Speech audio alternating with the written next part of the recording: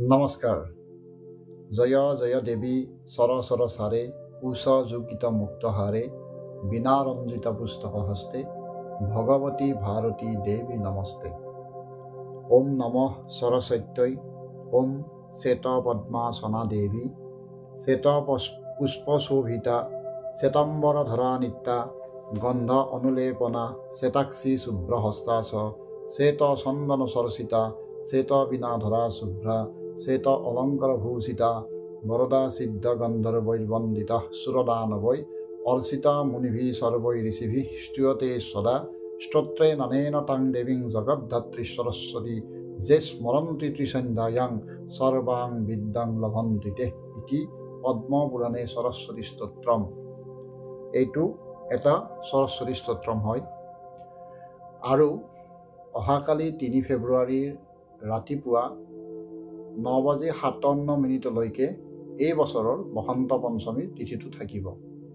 ইতিমধ্যে ২ ফেব্ৰুৱাৰীৰ দিনৰ ১২:১২ পিছতেই এই বছৰৰ বসন্ত পঞ্চমীৰ পুণ্যতিথি মিলিছিলে আৰু এই পুণ্যতিথিৰ পৰাই এইবাৰ কিছুমানে দেৱী সৰস্বতীৰ পূজাভাগ নিবেদন কৰিছে আৰু আন কিছুমানে আজিৰ এই পুণ্যতিথিটোতো নিবেদন কৰিছে। যদিও ৯:৫৭ আজিৰ বসন্ত পঞ্চমীৰ পুণ্যতিথিটো থাকিব, তথাপিও যিহেতু সূৰ্য উদয় হোৱাৰ লগে লগে পঞ্চমী তিথিটো পৰিছে, গতিকে আজি সূৰ্য অস্ত নোহোৱা পৰ্যন্ত দেৱী সৰস্বতীৰ পূজা কৰিব পাৰিব। মাত্ৰ যদি পাৰি ৯:৫৭ আগতেই পূজা ভাগত বহিব পাৰিলে সেইখন পূজা পঞ্চমী তিথিতে হ'বলগীয়া পূজা হ'ব।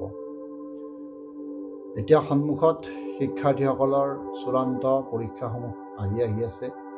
মেট্ৰিক পৰীক্ষা, হাই ছেকেণ্ডাৰী পৰীক্ষা বা তাৰ উচ্চ পৰ্যায়ৰ পৰীক্ষাবিলাক হয়তো এই সময়খিনিতে হয় আৰু সেই বিদ্যাৰ্থীসকলৰ উপকৃত হ'ব পৰা ধৰণেৰে আজিৰ এই স্তোত্ৰটো পাঠ কৰিলোঁ। এই স্তোত্ৰটো মই স্ক্ৰীনশ্বটতো দি দিম।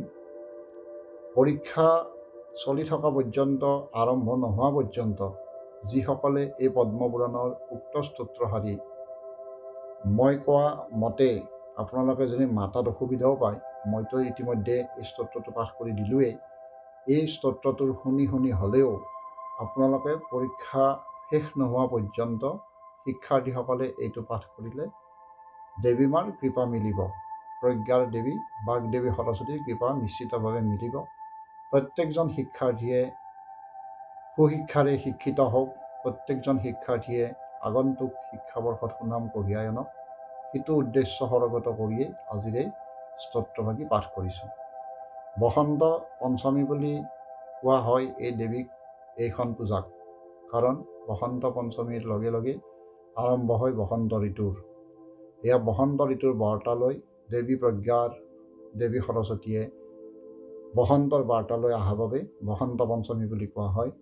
ব্ৰহ্মদেৱৰ জিহ্বাৰ পৰা দেৱী সৰস্বতীৰ জন্ম হৈছিল বুলি ধাৰণা কৰা হয় আৰু আজিৰ এই বসন্ত পঞ্চমীৰ দিনাই দেৱী সৰস্বতীৰ জন্ম হৈছিল। দেৱী জ্ঞান শিল্পকলাৰ দেৱী হিচাপে প্ৰতিষ্ঠিত। গতিকে দেৱীক সৰস্বতী প্ৰজ্ঞাৰ দেৱীক শিল্পকৰ্মত আগবাঢ়ি যোৱাসকলে বা বিদ্যাক্ষেত্ৰত আগবাঢ়ি যোৱাসকলে আজিৰ এই বিশেষ দিনটোত দেৱী মাৰ পূজাভাগ নিবেদন কৰে। কোৱা হয় আজিৰ এই পুণ্যতিথিটোতেই মহাদেৱে পাৰ্বতীৰ শিৰত তিলক উৎসৱ কৰিছিল। সেইকাৰণে আজিৰ এই বিশেষ তিথিটোত দিনা যদি কিবা কাৰণত কোনোবা ভাগ্যৱান দাম্পত্যৰ বা ভাগ্যৱান পাত্ৰ পাত্ৰীৰ শুভ বিবাহৰ দিন পৰিছে, তেতিয়াহ'লে অতি প্ৰশস্ত দিন আৰু তেওঁলোকৰ সংসাৰ সদায় হৰ পাৰ্বতীৰ দৰে সুখৰ সংসাৰ হ'ব বুলি ধাৰণা কৰা হয়। বিভিন্ন সময়ত আমি গম পাওঁ বা আপোনালোকেও মন কৰে যে কিছুমান সন্তানৰ মাত খুব দেৰিকৈ ওলায় বা কিছুমান সন্তানৰ বহুত দেৰিলৈকে মাত স্পষ্ট হৈ নোলায়। সাধাৰণ এটা পুৰোহিত হিচাপে আপোনালোকক বিধান দিছোঁ, যদি আজিৰ এই পঞ্চমী তিথিত দিনাখন যিসকল ব্যক্তিৰ সন্তানৰ কণ্ঠত ফুটি ওলোৱা নাই মাত, তেতিয়াহ'লে আজিৰ এই পূজা ভাগৰ পুষ্পাঞ্জলিৰ পিছতেই যি বেলপাত দেৱী মাৰ চৰণত পৰিব, সেই বেলপাত এটা আনি যিসকল সন্তানৰ বা যিসকল নৱজাতকৰ বহু দেৰিলৈকে কণ্ঠৰ পৰা মাত ফুটি ওলোৱা নাই, আপোনালোকে দেৱীক ভক্তি সহকাৰে প্ৰাৰ্থনা কৰি, সৰস্বতী মাক ভক্তি সহকাৰে প্ৰাৰ্থনা কৰি এই বেলপাতটো এই কণ্ঠখিনি তেনেকৈ লগাই দিবচোন। নম ভগৱত্যই বাগ বাগিন্নয় সৰস্বতী দেৱ্যৈ নম, নম ভগৱত্যই বাগ বাগিন্নয় সৰস্বতী দেৱ্যৈ নম, নম ভগৱত্যই বাগ বাগিন্নয় সৰস্বতী দেৱ্যৈ নম। এনেকৈ তিনিবাৰ মন্ত্ৰটো কৈ সেই বেলপাতটো যিসকল সন্তান বা জাতকৰ মাত ফুটি ওলোৱা নাই, ইয়াত দি চাব পাৰে। এইটো এটা সাধাৰণ বিধান। এই বিধানমতে হয়তো দেৱী মাই সন্তুষ্ট হৈ নিশ্চয় সেই জাতকৰ কণ্ঠত পৰা শব্দ ওলাই অহাত নিশ্চিতভাৱে দেৱী মায়ে আশীৰ্বাদ প্ৰদান কৰিব। আৰু পৰৱৰ্তী সময়ত এনেকুৱা বিধানবিলাক দিবলৈও চাম। আৰু আপোনালোকৰো যদি কিবা সুধিবলগীয়া কথা থাকে বিধান সম্বন্ধীয়, মোৰ যথাজ্ঞানে আপোনালোকক দি চাবলৈ চেষ্টা কৰিম।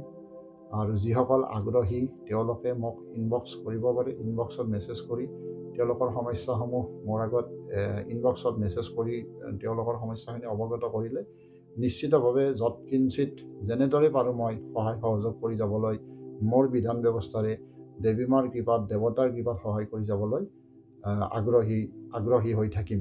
গতিকে আজিলৈকে ইমানতে এৰিছোঁ। বসন্ত পঞ্চমীৰ পুণ্য তিথিয়ে সকলোকে আশীৰ্বাদ প্ৰদান কৰক, এয়াই কামনা ৰাখি পুনৰ এবাৰ সৰস্বতী দেৱী মাক প্ৰণাম কৰি আজিলৈ এৰিছোঁ। নমস্কাৰ।